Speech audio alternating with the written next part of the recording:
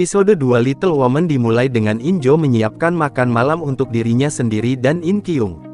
Di meja, yang lebih muda dari keduanya memberitahu bahwa dia diskors dari pekerjaan selama sebulan karena ketergantungan alkoholiknya. In-jo berhutang untuk membantu In-kyung tidak berubah menjadi pecandu alkohol seperti ayah mereka dan mereka memutuskan bahwa mereka perlu membuang kimchi lobak musim panas yang meninggalkan ibu mereka. In-hye melukis potret teman kayanya di rumahnya. Kembali ke rumah keluarga In-jo membersihkan kotak-kotak kimchi dan menggantinya dengan uang tunai yang dia temukan di rumah Hwayang yang totalnya mencapai 2 miliar won. Dia menakjubkan 1 juta ke dalam dompetnya dan pergi ke toko serba ada bertanya-tanya apa yang bisa dilakukan seseorang dengan begitu banyak uang. Dia merenungkan bagaimana seseorang dengan begitu banyak uang, bisa bunuh diri dan menyimpulkan bahwa Hwayang sebenarnya bisa hidup. In-kyung sedang makan malam dengan bibi mereka yang hebat dan mereka mengobrol tentang pekerjaan In-kyung. Hye-suk memintanya untuk berhenti dan mulai bekerja dengan percaya bahwa dia akan membantu In-kyung menghasilkan uang dengan berinvestasi di saham seperti yang dia lakukan sebagai seorang anak. Sementara itu, In-jo bertemu Hyun-min saat dia setuju untuk membantu mereka sesuai dengan syarat dan ketentuannya. In-kyung menghubungi salah satu kerabat korban dari kasus Bobae Savings Bank tetapi tidak dapat berbicara dengannya. Jong-ho mengundangnya untuk makan dan dia menyusul yang bergaul dengannya sebagai seorang anak. Saat itu, dia menerima telepon dari keponakan korban yang mencatat alamatnya, meminta untuk menemuinya di pasar ikan keesokan harinya.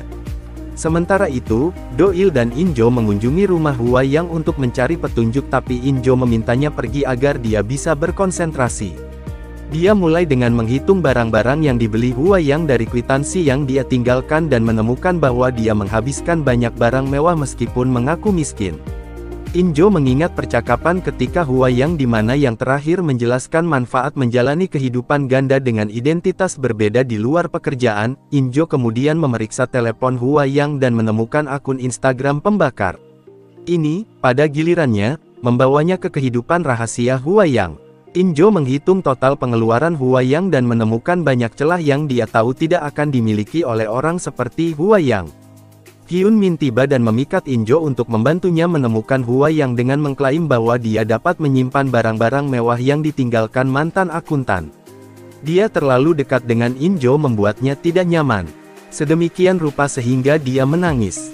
Dia menyindir bahwa pekerjaan yang ditugaskan padanya berbahaya dan mengharuskan dia untuk menjadi rapi, menuntut dia memakai sepatu hak mahal. Dia juga membuatnya tidak nyaman dengan menyentuhnya secara tidak tepat.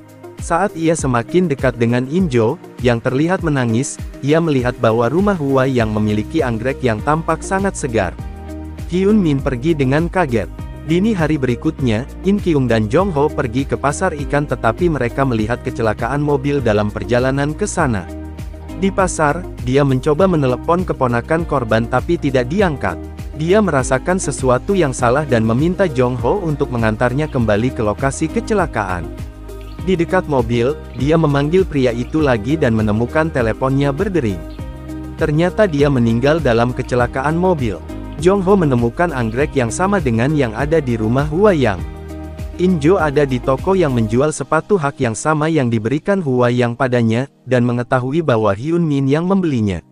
Dia berbicara dengan pemimpin timnya yang yakin Hwayang dan Hyun-min berada dalam hubungan rahasia yang dapat dengan mudah diekspos menggunakan buku besar.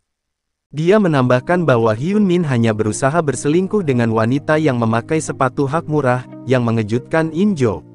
In-jo memikirkan hari itu dan menelusuri akun Instagram pembakar Hwayang saat pencerahan dia mendapat.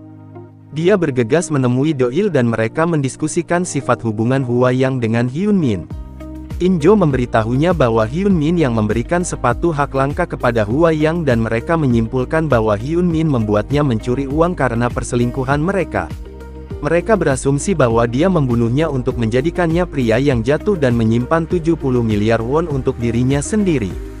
Do-il menambahkan bahwa Hyun-min adalah orang yang menangani forensik pembunuhan bunuh diri Hwayang. In-jo mengunjungi pemilik gedung Hwayang untuk memeriksa rekaman CCTV dari malam kematiannya tapi entah bagaimana hilang. Sementara itu, In Kyung dan Jong Ho bersama polisi melihat rekaman kamera dashboard keponakan korban, mobil Chol Seong beberapa menit sebelum kecelakaan. Mereka memperhatikan bahwa Chol Seong kehilangan keseimbangan mobil tapi tidak ada yang tiba-tiba membuktikan firasat In Kyung. In Kyung kembali ke rumah ketika dia berhenti membaca teks dari Chol Seong yang sekarang sudah meninggal. Sementara itu, Do Il dan In Jo melalui obrolan Hua Yang dengan Hyun Min dan mengetahui bahwa Hua Yang yang mengatur larangan perjalanan tanpa sepengetahuan Hyun Min. Karena larangan ini, dia tidak dapat meninggalkan negara itu dan tanpa sadar mengirimnya ke Swiss untuk mentransfer 70 miliar won dari dana lumpur. Mereka menyimpulkan bahwa Hyun Min mungkin mengetahui tentang pengkhianatan Hua Yang terhadapnya kembali ke Korea setelahnya sampai dia menyerah dan bunuh diri. In Jo dan Do Il mencari wanita yang bekerja di posisi Hua Yang di hadapannya dan mengetahui bahwa dia juga telah bunuh diri. In Kyung menghadiri pemakaman Chol Seong dan diam-diam memberikan sebuah catatan kepada saudaranya. Dalam Jo dan Do Il mengetahui bahwa karyawan yang bekerja di posisi Hua Yang sebelum dia juga meninggal dengan modus operandi yang sama dengan Hua Yang. Menyimpulkan bahwa Mo Hyun Min adalah untuk melibatkan wanita miskin dalam skema penggelapan dan akhirnya memaksa mereka untuk bunuh diri.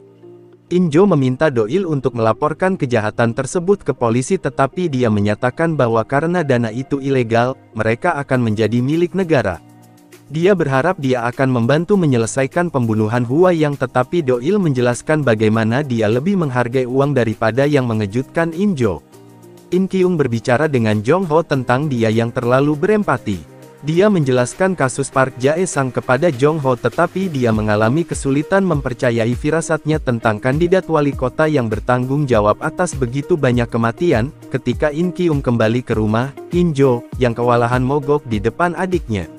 Yang lebih muda dari keduanya berbagi masalah dengan In Jo dan objeknya karena biaya pesangonnya untuk es krim dan kosmetik yang tidak menyadari uang yang ditinggalkan Hua Yang.